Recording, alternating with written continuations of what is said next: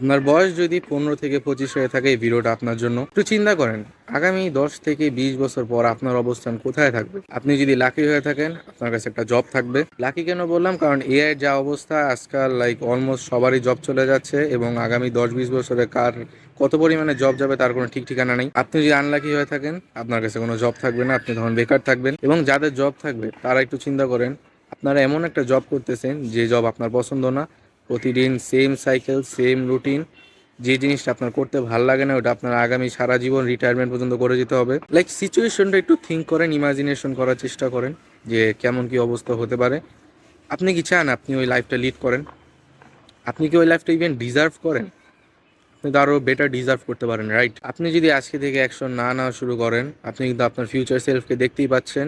So distraction, laziness, procrastination বাদ দিয়ে অ্যাকশনে নামুন।